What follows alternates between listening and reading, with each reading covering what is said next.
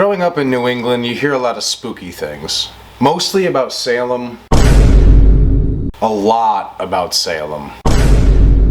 So much Salem. But on the other side of the state where I grew up, we got sort of left out. A lot of people think Western Mass is a real country part of the state. And to the people that think that, I gotta say, bro, you're only like 85 or 90% right. What we have in history, we lack in cool little creatures that may or may not exist. Other states and places have way cooler cryptids and creatures. However, the one from where I'm from holds a silly little place in my heart. And I think it has possibly the best name for any cryptid. Now, this video was originally just gonna be about Bigfoot, but after doing some research and stuff, I just kind of came to the conclusion that you've heard of Bigfoot.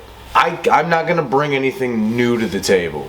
Not to say I'm really gonna bring anything new to this table, but I'm gonna bring new stuff to your table.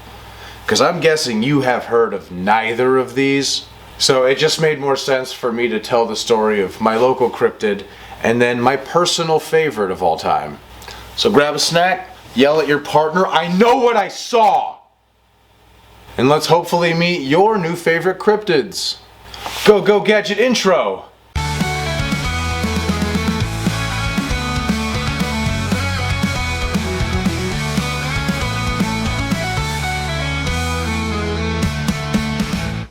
So as I mentioned, up here in New England, we don't have a lot of your usual suspects. Your Bigfoots, your skunk apes are all in the Pacific Northwest and in the Midwest. Your chupacabras in the South and Texas and New Mexico out in the desert. But around here it's all ghosts. And unless you're Zach Bagans. Who gives a shit? Like, ghosts are fine, but I want some creepy little porcupine people. Which leads me right in to the first cryptid that I want to cover today. Before I say the name of this creature, I just need you to know that there will never be a cryptid with a better name than Pukwudgie. Just say it. Go ahead. Pukwudgie. Just feels nice. Which is about where the niceness stops with these little woodland terrorists. Now, the Pukwudgie is from Wampanoag folklore and roughly translates to little man of the woods that vanishes. Standing a mere 2 to 3 feet tall and resembling a porcupine from behind and up front a half man, half troll. The Pukwudgie can be found in Massachusetts, Indiana, Delaware, and Prince Edward Island, meaning that their felonies are international.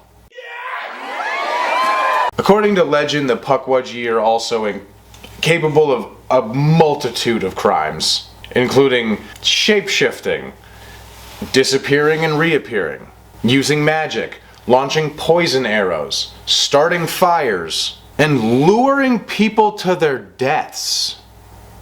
Now, they were once friendly towards humans, but at some point they turned on us. And they've been harassing any of us that are unlucky enough to encounter them and get on their bad side.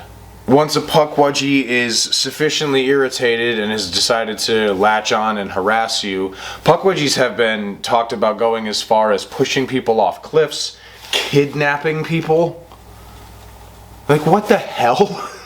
The Pukwudgie isn't talked about a lot, but it is definitely a word that you hear growing up. And when you hear it, it just gloms onto you because the word is Pukwudgie. But it's a word that you would hear occasionally tossed around, especially before like a big group hike. It was always fun to just throw out like, oh shit, be careful of the Pukwudgie. They might come and literally kidnap and kill your ass. Like, it's fun to imagine a little group of like woodland arsonists. Just evil little porcupine people. But unlike the Pukwudgie, my favorite cryptid is not mean to humans. In fact, he was only seen once and told the witnesses that if attacked by humans, he wouldn't even fight back. But I'm getting ahead of myself. To tell this story, we have to go all the way back to May of 1973, to the seaside town of Sandown. A vacation town at the southern end of the Isle of Wight in England. The witnesses were 2 children, one of which was confirmed to be 7, and the other around that number. So let's just say 6 for funsies. The 7-year-old was identified as a girl named Faye, and her brother, his name was not mentioned because he was too young, so we're just going to call him Covington Rimplesmithshire. The children and their family were vacationing in Sandown for the week, and on Tuesday afternoon, the children were outside playing. While they were outside playing, they began to hear a weird noise. A noise that they described as a weird wailing similar to an ambulance siren. Keep in mind, it's a British ambulance, so it's probably something more like this. Oi, bruv, it's me, the f***ing ambulance here to take you to the f***ing hospital, bruv. They followed the sound across a golf course and into a swamp pictured here. Once they got into the swamp, the noise suddenly stopped. After a little more walking, they came upon a footbridge, and that was where they first set eyes on him. A blue-gloved hand appeared from under the bridge, and a strange figure emerged. The figure fumbled with a book, dropped it in the water, then splashed about to retrieve it. The two then watched the figure enter a metallic hut, similar to those used on building sites, except that it had no windows. It moved along with a strange hopping motion with knees raised high. Now, Faye and Rumply Dumply correctly in this situation decided to run, but after getting a good distance away, they heard the words, "Hello? Are you still there?" as if it was spoken directly next to their ears. And after hearing the voice, they decided it was friendly enough to stop and turn around and approach him. As they approached, however, this thing began to look weirder and weirder. He was nearly 7 feet tall and had no neck, for his head appeared to be wedged straight onto his shoulders. He wore a yellow pointed hat, which interlocked with the red collar of a green tunic. A round black knob was affixed to the top of his hat, and wooden antennae were attached at either side. The face had triangular markings for eyes, a brown square of a nose, and motionless yellow lips. Other round markings were on his paper-white cheeks, and a fringe of red hair fell onto his forehead. Wooden slats protruded from his sleeves and from below his white trousers. As they got close enough, he pulled out a notebook, and written in large letters it said, "Hello, I am All Colors Sam." What? Bitch, huh? There have been several drawings of Sam since his one and only sighting, but my favorite is this one done by my very talented friend Mark LaPierre. This is what I have in my head when I think about Sam. He killed the description with this.